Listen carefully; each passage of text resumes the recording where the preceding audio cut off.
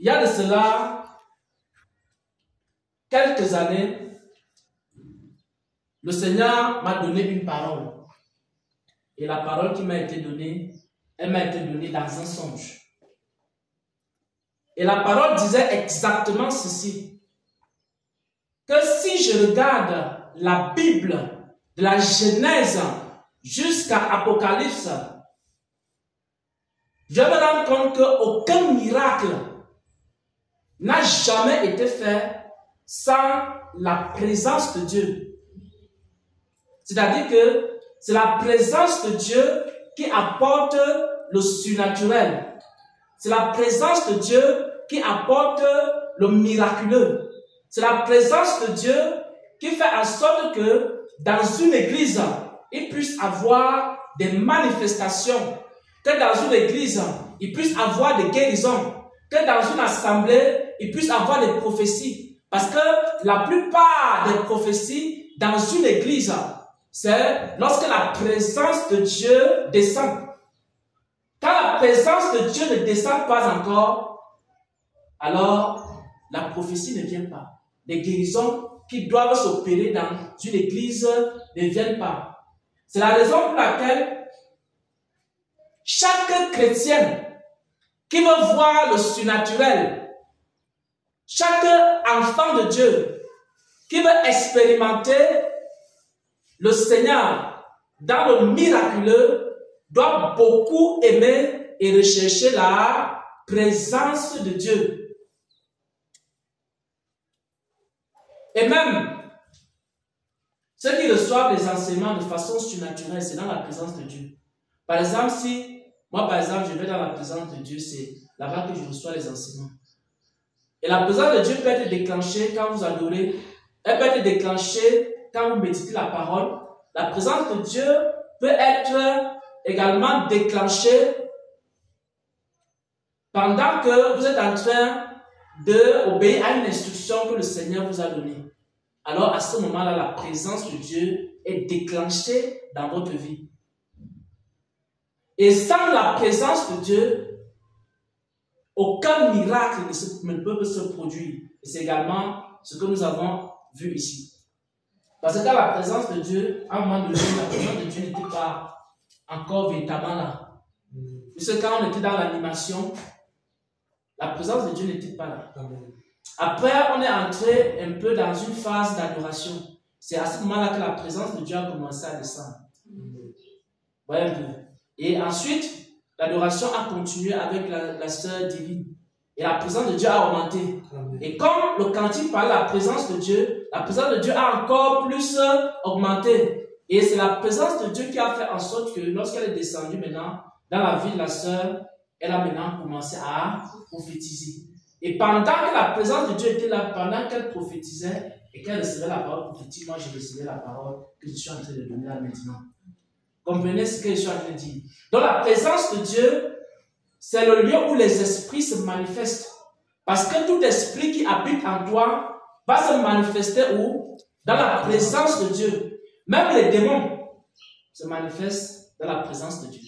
Et si vous allez vous rendre compte que lorsque dans une église, une personne est possédée par un esprit, que ce soit un esprit de python, que ce soit un esprit de folie, que ce soit un esprit de serpent, vous allez voir que quand la présence de Dieu va descendre, il y aura des manifestations.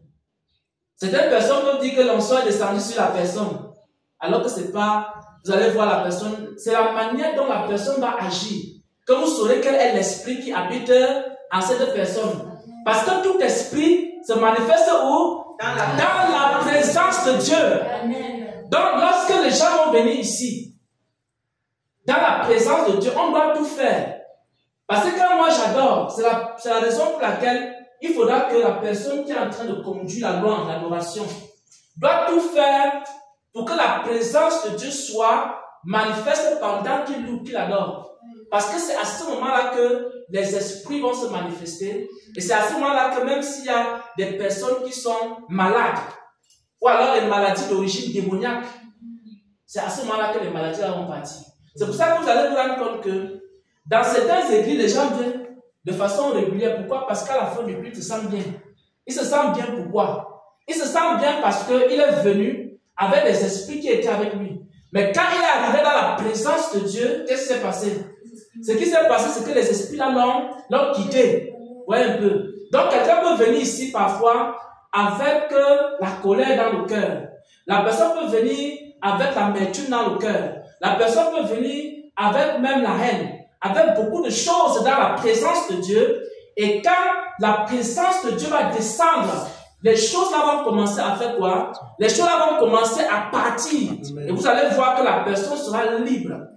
C'est la raison pour laquelle l'une des choses que chaque église doit rechercher, c'est la présence de Dieu. On ne joue pas avec.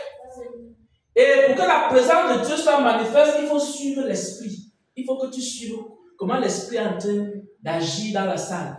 Si je ne suis pas l'esprit, c'est pour ça que les pasteurs qui ne peuvent pas suivre l'esprit, ils annulent toutes ces choses. Ils disent, vraiment, vous nous fatiguez avec, on ne sait même pas, ça va dans tous les sens. Après, ils annulent. Ils commencent à faire des chronogrammes. Donc, ce que je veux dire, c'est quoi?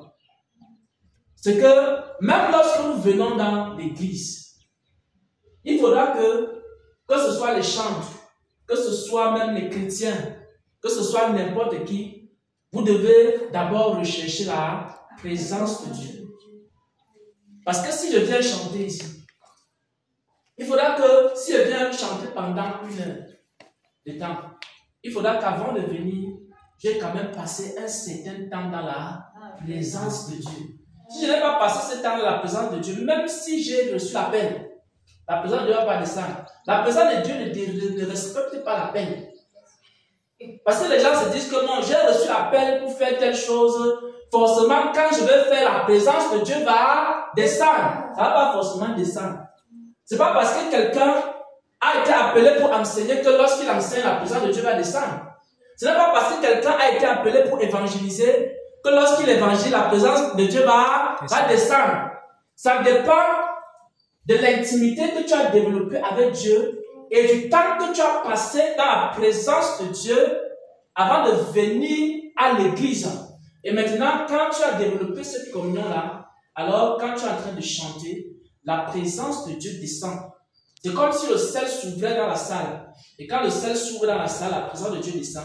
Et immédiatement, s'il y a des malades qui sont dans la salle, les malades seront guéris. Si quelqu'un a le don de la parole de sagesse, il va recevoir la parole de sagesse à l'instant, quand la présence de Dieu descend. Et si quelqu'un a le don de vision, il va recevoir la vision à l'instant.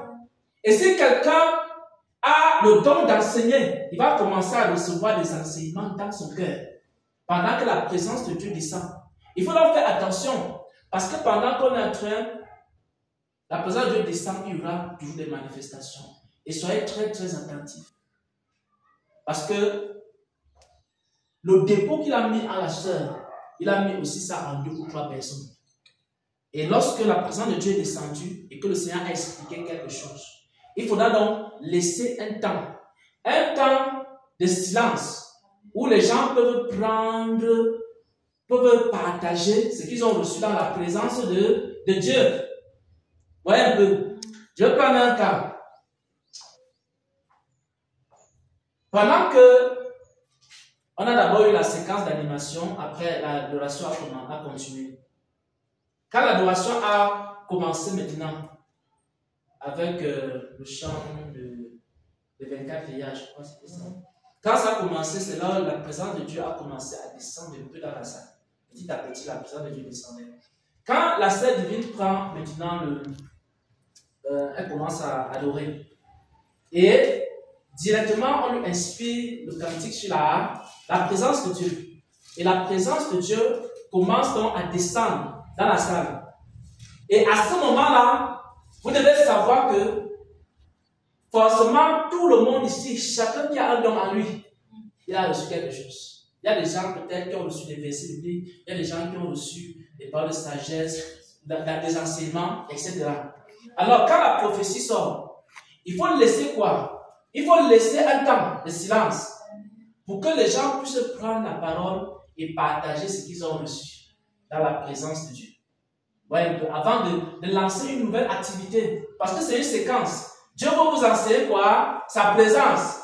On n'a même pas encore fini l'enseignement sur la présence de Dieu. Puisque, par exemple, on n'a pas compris la chose prophétique. Parce que vous dites, bon, voilà, c'est sûr que comme elle a reçu, c'est terminé. Et là, maintenant, on passe à autre chose. Mais vous ne savez pas que la présence de Dieu étant descendue, le Seigneur a fait les découvertes à gauche et à droite. Et là, maintenant, il fallait laisser un temps. Et pendant ce temps-là, qu'est-ce qu'il fallait faire? Il fallait donc faire des partages. C'est pour ça que quand les prophéties sortent, ne vous précipitez pas à agir directement. Parce que ce que vous avez reçu par prophétie, il y a des gens qui l'ont reçu par autre chose. Donc, laissez un temps. Le temps peut-être que même les leaders, les pasteurs, ou bien ceux qui coordonnent la séance, qu'ils ont le temps, soit d'expliquer la prophétie. Après, maintenant, on peut passer à... Même s'il y a une instruction dans la prophétie, laissez d'abord les serviteurs qui sont là prendre la parole. Après, maintenant, on pourra orienter et faire selon l'instruction qui a été donnée. Voilà. Donc, voilà un peu ce que je voulais expliquer en ce qui concerne la présence de Dieu. Je suis au milieu de vous. Je suis au milieu de vous. Ma présence change tout. Ma présence change tout. C'est pourquoi vous devez toujours rechercher ma présence. Vous devez toujours rechercher ma présence. Parce que sans ma présence, rien ne va. Rien ne va. Rien ne va. Recherchez toujours ma présence au milieu de vous. Recherchez toujours ma présence au milieu de vous. Prenez des bonnes dispositions dans ma présence. Prenez des bonnes dispositions dans ma présence. Prenez des bonnes dispositions dans ma présence.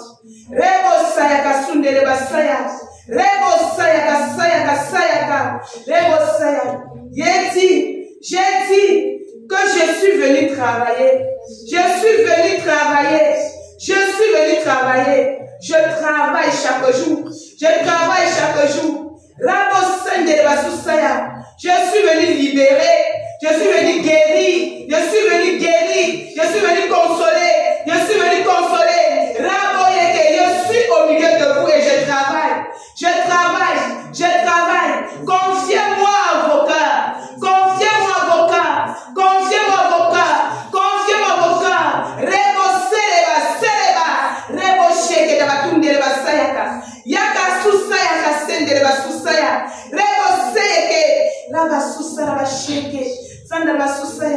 Ma présence change tout. Ma présence libère. Ma présence guérit. Ma présence restaure. C'est pourquoi il faut davantage rechercher ma présence. Rechercher ma présence. Je suis là. Je suis au milieu de vous. Je suis au milieu de vous. Réjouissez mon cœur. Réjouissez mon cœur. Comme vous savez le faire.